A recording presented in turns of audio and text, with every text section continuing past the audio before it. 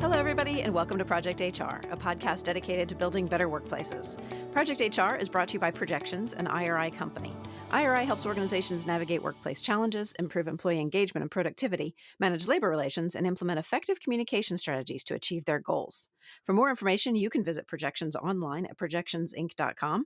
I am Jennifer Oraquad, Director of Business Development for IRI, and your host for today's episode of Project HR. Now, gender equality is a fundamental human right, both within the workplace and without. And in our lifetimes, there has been tremendous progress to building more equity. Globally, more girls are going to school, more women are serving in positions of leadership, and laws are being reformed to advance gender equality. And while all of that is good news, unfortunately, according to the World Economic Forum's Global Gender Gap Report for 2020, at our current rate of progress, it will take another 100 years to achieve actual gender equality. So joining me today to talk about the ways in which we can all help move the needle on this a little more is Ellen Voie. Ellen is the president and CEO of the Women in Trucking Association, a nonprofit that aims to encourage the employment of women in the trucking industry, promote their accomplishments, and minimize obstacles faced by women working in that industry. Ellen, it's great to have you here on Project HR. Well, thank you so much for having me join you. I appreciate it. So, Ellen, before we get into industry specifics, let's talk a little more generally. When we talk about gender equality, we're talking about a whole range of issues, correct? Can you kind of break that down for us? Sure. And I just want to remind myself what equality actually means. And so I looked it up because we use that word all the time, but it's the state of being equal or the state of being neither superior nor inferior, not greater or less, not better or worse, stronger or weaker. That I thought was such a good description because equality means everybody is viewed as being capable of doing the same thing. And in trucking, we talk about a level playing field. And again, that means that everyone's playing by the same rules. There are many different components that make up a level playing field, especially in male-dominated careers such as trucking. It's really changed. And I'll give you an example. 15 years ago, trucking companies would say, we just hire the best person. And then we'd start pointing out, hey, how come your uniforms are made for men? How come the trucks are designed for men? How come there aren't showers for women? So that did not create a level playing field. So you had to point that out and say, if you want more women in this industry, you want to make it a level playing field, you have to address some of these inequalities and you have to point them out. So that's what we do at Women in Trucking. We say, let's create a level playing field. We want women to not be, less thought of as less or worse or weaker or inferior, but to have that same opportunity to do the same job. Mm-hmm. And to make matters worse, we talk a little more currently, women took really the brunt of the pandemic-related job losses. In fact, CNBC reported that women globally lost more than 64 million jobs, equaling 5% of the total jobs held by women. What's the real-world impact of those numbers now? Wow, I looked that up too, and I saw estimates as high as 4 million women who lost their jobs because of it. So, and typically women are in careers that can't telecommute. So if you're in healthcare, or if you're a teacher, or if you're in retail and jobs that require you to be there, you can't Zoom from home. And so the childcare, women are still predominantly primary child caregivers and aging parent caregivers. So, the sandwich generation. So many women had to make the choice to put their family first during the pandemic because the job just didn't accommodate being able to combine them all at once. And, the pandemic really did hit women predominantly more than it hit men. And I know we all understand that this is really a human rights issue. We know everyone should be treated equally. But beyond what's right, gender equality is really actually good for business. Can you kind of outline for us how making gender equality a priority can help our companies be more successful? Well, it actually does increase the bottom line and lots of data. There's been research by Pepperdine University that said a high correlation with high-level female executives and greater business success. Harvard Business Review said that the firms that had the best records for promoting women outperform industry medians with overall profits of 34% or higher. And the same was found by Catalyst. They said companies with high representations of women in senior leadership had higher returns. And so we know that having more women in leadership roles create higher net worth to the company. But in order to make that happen, in order to address the inequality, you have to identify it, right? You have to say, well, these are some unconscious biases, and then point them out so that people are aware of them. Because when I stand up in front of groups and talk about unconscious bias, and I start talking about some of the data, okay, there's research out there that says that men are often hired or promoted based on potential and women are promoted based on accomplishments. There's also research that says men with deeper voices receive higher pay. And also men who speak up are viewed as more credible than women who speak up. I mean, there's lots of research out there. So the thing is, you have to point it out and say, we have to avoid this, because if we don't recognize it, we can't avoid it, right? Sure. Yeah. So, recruitment and retention is always a big thing for our HR focused audience here. How can a focus on gender equality help with retention and recruitment as well? Well, I'm sure your listeners have heard about the Hewlett-Packard study that found that women won't apply for a job or a promotion until they have 100% of the qualifications. And men will go for career advancement opportunities when they have 60% of the qualifications. So what does that mean? A woman she thinks she needs to check all the boxes and say, well, I have this talent or this skill, or I can do this, I can do this, I can do this. Where men will look at that job and say, well, I can do most of it, but they'll teach me the rest. And so as women, we aren't doing that. And someone once told me, if you have all the qualifications for that promotion or that next job, then shouldn't you be going for the one above it? Which makes sense, Yeah. right? Good point. Yep, for sure. Well, and then other research has shown that women are less likely to negotiate salaries and benefits. And that affects our advancement as well. If we're not asking for promotions, or if we expect others to recognize our talent or ability, then we're not going to get that forward momentum, which might make us look elsewhere or outside of the organization. And then a lot of times women are looking for more support from their company. They need to know that their company is looking out for them, especially in the trucking industry. Female drivers are looking for a company that cares about their safety. Male drivers are looking for pay equity. So, there is a difference in what we want out of our companies. And so we need to speak up and we need to say what we're looking for and what we need in order to advance our careers. And it's interesting because, that difference in priorities is one thing that kind of shines a light on the fact that this issue can be overwhelming to address, just because it touches so many different parts of our companies. It really requires a shift in corporate culture. So is it fair to say that gender equality initiatives have to start in the C-suite? Absolutely. You can tell if a company is just talking the talk or walking the walk. And so if it doesn't come from the top, it's not going to become a reality, because if the CEO doesn't support equality initiatives, then she or he won't put the resources behind them to make it happen. And we're seeing more and more companies starting groups to promote equity initiatives. And whether it's for gender initiatives, LGBTQ plus initiatives, people of color, and even nursing moms. One trucking company has an employee resource group for nursing moms, because they recognize that different groups face different challenges that other groups might not be facing. And so they want to listen to them and say, how can we address these differences and how can we accommodate you? Because we want you to stay. And so if it's not coming from the top, they're not going to have the resources and the support in order to create these types of programs. Those are great examples. All right, Ellen, I'm going to take a quick sponsorship break right now, but when you and I come back, I want to talk about how we can begin breaking down gender inequalities in our own organizations. Back in a minute. Your frontline leaders need skills and knowledge to support your organization's growth. They've got to motivate their team, support employees when they struggle, and connect with their people, all while continually improving their own skills. To help make your organization more successful, the A Better Leader team has created a free guide to selecting and educating your leaders. Before you hire another supervisor, before you give another merit-based promotion, read this practical guide.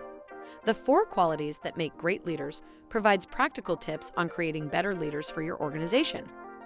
The free guide also includes actionable steps on testing potential hires for these qualities during the hiring process, so your supervisors have what they need from day one. Download this guide now at projectionsinc.com/abetterleader. You'll be glad you did. I'm back with Ellen Voie, President and CEO of the Women in Trucking Association.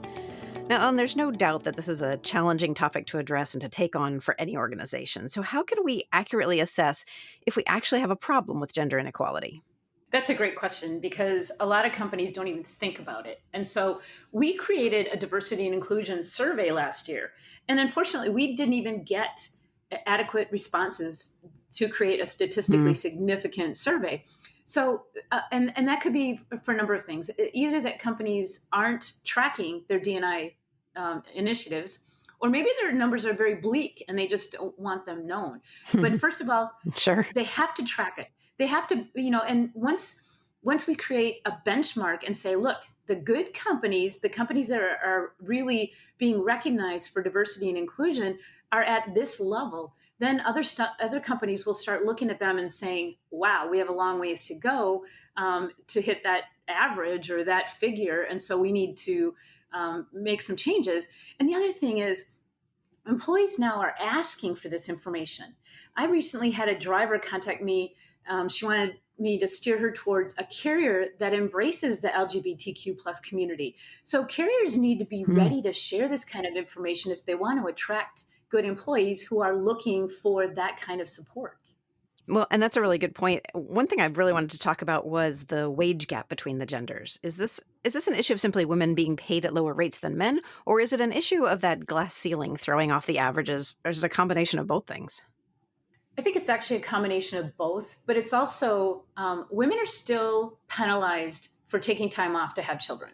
And that needs to stop. It should be just part of the process in order to keep good employees. But a lot of it has to do with unconscious bias. And the unconscious bias in regard to the wage gap isn't just coming from men. It's a lot of times we are our own worst enemies. So, for example, are often hesitant. Yeah, we're often hesitant to showcase our accomplishments because we want to be liked and we want to lift others up. We're very collaborative and team oriented. And studies have shown that when asked their grade point average, female college students will actually downplay theirs because they just, they're more team oriented. And, when a woman gets a compliment, she often downplays it. Or when a woman gets recognized for an award, let's say, you'll often hear her say, I want to thank my family. I want to thank my team. Well, we've got to stop that. We just need to say, thank you for this award or thank you for that compliment and leave it at that. And so we have to stop sharing the love. We have to accept the fact that we earned it. And another thing that has been, I think, holding us back in regards to wages is we're less likely to negotiate. Men will look at negotiating as a game. It's like, oh, I want to see what I can get out of them. More women buy Saturn cars because there's a sticker on there and you don't have to negotiate. So women often start their careers. Well, because for women, it's like, again, it's that collaborative, team-oriented type attitude that I want to be liked. So it's not something comfortable. So Sarah Lashiver wrote a book, Women Don't Ask, and they talk about how female college graduates in the engineering department will go out for their first job and they'll, oh, wow, that's a great salary. Thank you. And their male counterparts go out and say, well, no, let's talk about this. And they start out at $6,000 higher their very first job after college. And so over the course of their career, that's over $500,000. And so we have to be prepared to ask for raises, ask for promotions. We have to negotiate salaries and benefits, and we have to point out what we've done right. And when I say that, I don't mean it as a bragging type thing, but talk about it as what you did for the company. So say to your boss, hey, I just saved this much money, or I just brought in this many new clients, or I just, as long as it's about the company, it's not about you, but you have to point it out. And you have to make sure that people know that, you're succeeding. And we shouldn't be we shouldn't be hesitant to say, hey, look, I'm doing a great job, and I need to be recognized and compensated for that. So, as HR practitioners, what can we do if we feel like there is inequality in our organization, not just in pay gaps, but anything having to do with the issues of gender equality? Well, first of all, you have to build awareness, right? About any bias, either in promoting or hiring. You have to be aware, because if you're not aware, you're just going to go on doing the same Hmm. thing. You Hmm. have to look at the language in job descriptions. There's even a website that you can run a recruiting ad through to see if it's using terms that are more attractive to men than women, such as hierarchy or risk taking, things like that. Now, words that are more attractive to women are things like, hey, open door policy, team oriented, organization, collaboration, things like that. So look at the language in job descriptions. And then the resume review process, if you can blind it, and not make it obvious that it's either an ethnic name or a male or female name, blind it as much as possible to take that bias out. And then use only validated assessments. Only look at the skills that are needed for the job, and standardize interviews. So if you have like 10 people that you're going to hire or you are looking at to hire, make sure they all get the same questions in the same order, so that the interview is the same for all of them. And then this one I love. Watch out for the bias towards likability. So we hire people that are like us. If you have somebody come in your office and you're like, oh, I really like this person. Well, odds are they have the same values as you and maybe the same background. And so here we are, we're adding a subjective component to the hiring process or the promotion process that is based on our own, whether we like the person or not. And that shouldn't be part of, promotions or hiring. And then a collaborative hiring process, if you have a team doing the hiring, it brings in more voices, and be ready to acknowledge that there might be some bias in there, and then set goals. Think about what are your diversity and inclusion goals, and then vary where you advertise as well. If you're only putting ads in places that a certain type person would see them, then you're going to be limiting who's applying for them. But there's lots of things that can be done in regard to hiring and as well as promoting to remove a lot of the bias. And we've been talking in sort of general terms. I mean, everything I've asked so far is general statistics about gender equality in the workplace. But one of the reasons I was so excited to have you join me on Project HR today is that I want to talk about what happens to that state of equality in industries like trucking, which have historically employed far more men than women. I always like to say, every large trucking company out there started with a man and a truck. And he might have had a wife. True. Well, it's true. And there might have been a wife working alongside him, but he puts his name on the truck. So if you look at the companies out there, they're named after the male founder. Well, it's changing. What's interesting is a lot of companies now are not just assuming that the son is going to be taking over. And I'm seeing a lot more daughters taking over much higher roles than their brothers. I'm also seeing companies transferring to the daughters. And so it's not just assumed that it's only the male, offspring who are most capable of leading a trucking company. So they're finally looking at the person as an individual, not necessarily the gender in regard to whether they can do the job or not. So it's changing. It's still a very male populated environment, but women are becoming much more visible and much more influential in the trucking industry, which that's our whole mission at Women in Trucking is to get more women and get them in higher positions and better paying jobs. So what do you think prevented women from participating in these historically more male industries? I mean, the opportunity was probably there. What prevented women from stepping up?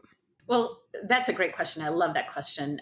If you look at history, some of the original women had to conform to the industry. They dressed like men, they talked like men, they acted like men. You don't have to do that anymore. But a lot of women will look at the trucking industry and they don't see people who look like them employed in the industry. In other words, they don't see women driving trucks, or they don't see women as diesel techs, or they might not see women as dispatchers or safety directors. And so we have to share their stories. We have to get these women out there and visible to the non-trucking public, and talk about what they love about their job. We have an image team, and they do ride-alongs and they talk to the media. And we had someone on with Diane Sawyer on 2020. We had a driver on the Megyn Kelly show, and we've had drivers in Oprah magazine and the Ricky Lake show, and New York Times, Wall Street Journal. They have to get out and share their stories and talk about what they love to do, so that other women look at them and say, hey, I never thought about doing that, and I didn't know that I was capable of doing it. But they are, and we have to tell them that. So I would say the biggest issue is the image. People look at a male-populated industry like trucking and think, I'm not wanted there, but they really are. That's fascinating. I never would have thought about that our own image of the industry would be the thing that actually stands in the way. So what's changed over the years within the trucking industry, for example, to overcome these barriers? Are there certain things about technology or changing attitudes, or what's helping us overcome at this point? It's data.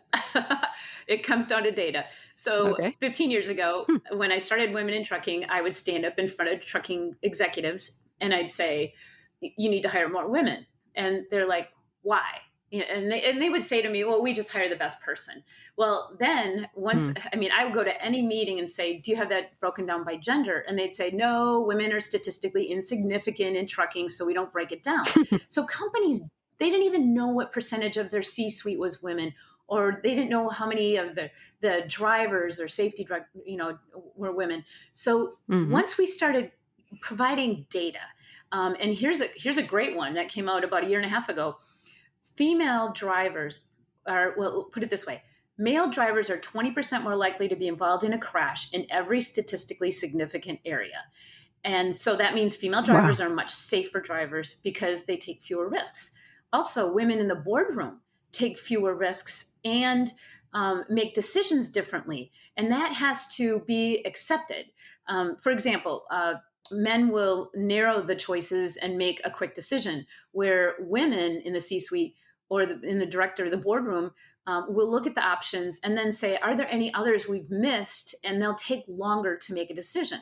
Well, if you have an environment that's typically been, set by men, they're going to value the risk taking and the quick decision making. But the more women you add to the discussion, they'll say, yeah, and it's okay to take longer and to consider other options. And for the drivers, companies have found that female drivers are better with customers, better with the equipment, better with paperwork. And so now when we can come back and say, here's the data, here's the statistics, here's the information that you need. Now trucking companies, or the trucking industry as a whole, is saying, wow, we see the value that women bring to the industry. Now help us learn how to attract and retain more women. And so that's our role at Women in Trucking has changed over the years to really be a resource and say, hey, this is what women are looking for, and this is why they're leaving your company. And so these are the things you need to avoid. Ellen, I love the work that you're doing. All of this is so insightful, but I need to take time out for another quick break. We'll be right back after this. You're listening to the Project HR podcast. I'm your host, Jennifer Oraqua, and my guest today is Ellen Voie, President and CEO of the Women in Trucking Association. And we are back. Even before the pandemic hit, the trucking industry was experiencing a critical driver shortage. Why was this happening, do you think? Well, trucking is not an easy job. It's you're away from home typically, especially in the first few years, because you might work for a larger carrier that's more, has longer runs, and they expect you to be out over a longer period of time. So a lot of people don't understand what the job entails. And so if you go back 15, 20 years, you would see a dad, a grandpa, a son says, hey, my dad and my grandpa drove trucks, so I'm going to drive a truck. But they know what the lifestyle is like. Well, these days, 83% of women who come into the industry do so at the urging of a family member or friend. So what does that mean? That means that they already know what the lifestyle's like. And the average age of a female driver coming into the industry is about 50. So that means her children are grown. And typically a husband or boyfriend will say, hey, the kids are grown, go get your commercial driver's license and come out on the road with me. Well, men who come into the industry, it's no longer because grandpa, or uncles were in the industry, men will see an ad and they'll see, oh, you can get your commercial driver's license, go to school, be driving a truck within 3 weeks and make, $50,000 your first year. And they'll come into the industry with totally not understanding what the industry is going to be like, the time away from home, the stress on their families, and missing their kids' events and things like that. So the churning and the turnover in the trucking industry is just horrible, and it's been that way for many, many years. And that's one of the reasons we have a critical shortage, because of the expectations. They aren't matching what the industry is selling. And so people come into the industry, the expectations aren't being met, and they leave again. So we as an industry have to do a much better job of saying, you know what, it's tough. But this is what, it's kind of like the Marines were looking for a few good men, right? I mean, isn't that what their posters used to be? Right. Yep. But if you give a realistic description of what the industry is like, but then also at the same time, you have to address those concerns. You have to get drivers home more often. You have to, make sure they're connected to their families and things like that. So we still have a long ways to go to make it a better industry for everyone, men and women. But we also need to sell it more adequately and more realistically, so that they know what they're getting into. And more currently, we could talk about this relative to the effects of the Great Resignation, the driver shortage. Has this opened the doors for women to work in trucking? Absolutely. In fact, we're seeing more and more women enter the trucking industry because, first of all, as we mentioned earlier, a lot of women left their jobs because of the pandemic, and now they're seeing the opportunities. One of the positive things that came out of the pandemic was that people started hearing the words supply chain.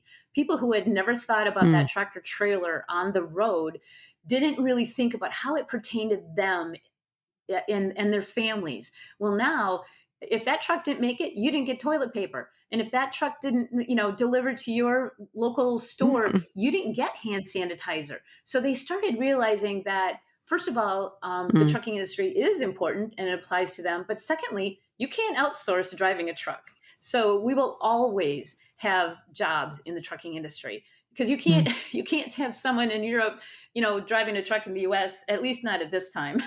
Maybe someday, but with drones or whatever. But at this time, you still need someone in the vehicle. So they're also seeing the importance of supply chain. People are actually feeling it personally. And that's been a positive for the trucking industry, because it's shown the importance of not just our trucks and the industry itself, but also our drivers. Yeah, and placing importance on all of that, I'm sure has helped with the influx of new faces in the industry, which is good news for you and your organization, Women in Trucking Association. Can you tell us a little bit about the role that your association plays and how it can help women working in the industry?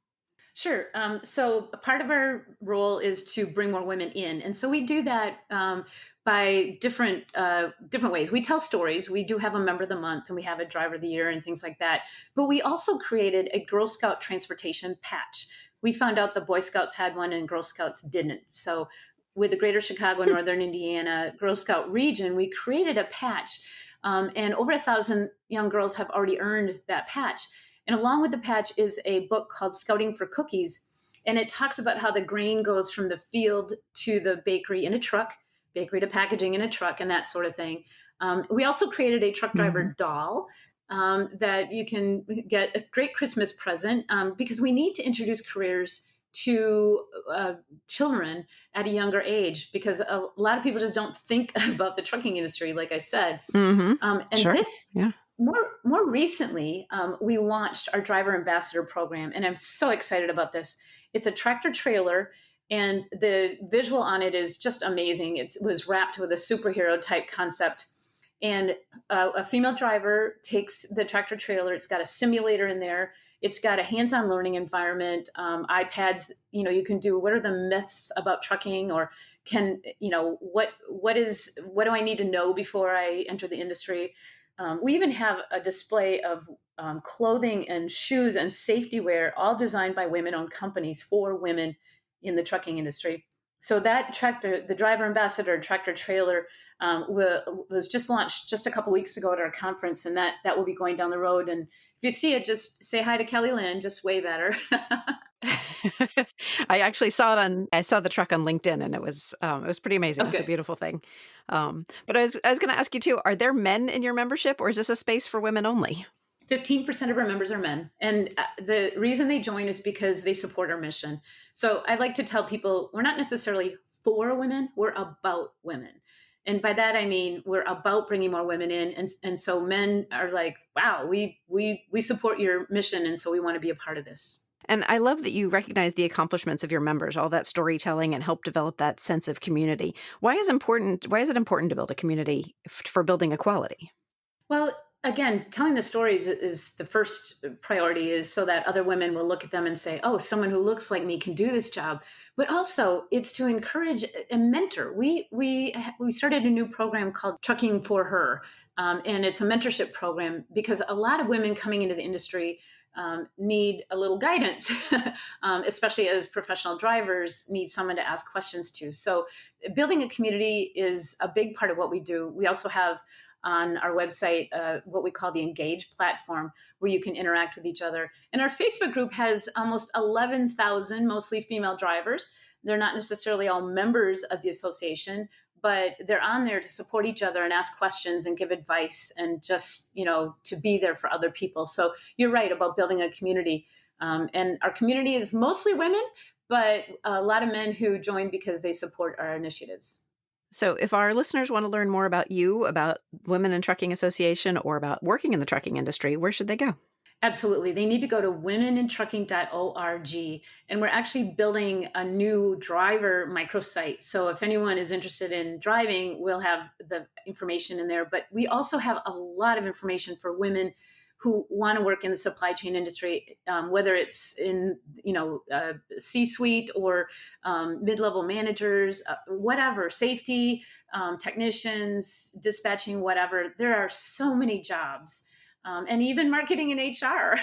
we have a need for a lot of people in HR in the trucking industry as well. So lots of jobs in the trucking industry, and a lot of women who are ready to share their experience on our website as well. So we encourage people to look at womenintrucking.org.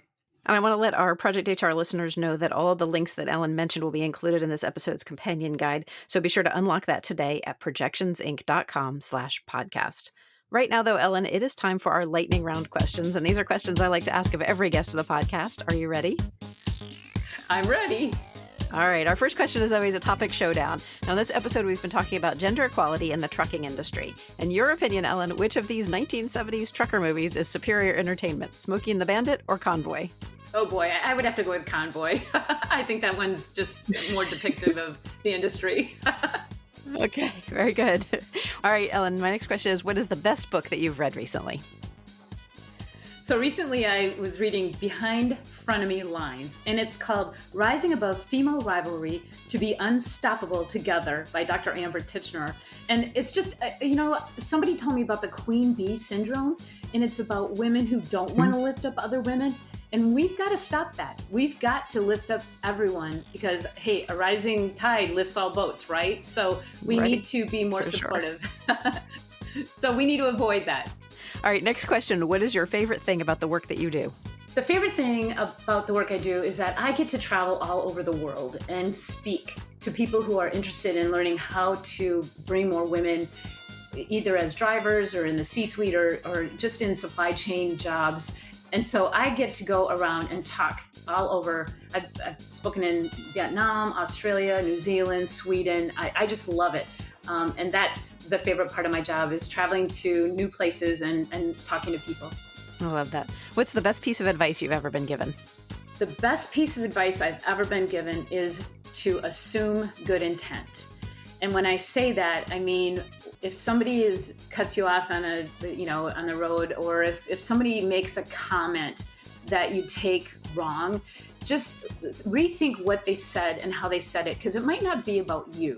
And I'll give you an example. I had someone, a board member, who went to a meeting on behalf of Women in Trucking and didn't invite me. And I thought, well, that really stinks. Why didn't you invite me? And then a friend of mine said, Ellen, think about it. He went to the meeting to represent women in trucking. He made the time and effort. He's promoting your organization. Assume good intent. And I thought, it made me look at things a little differently. So the best piece of advice I ever got was to assume good intent. All right. I like that too. Who or what inspires you?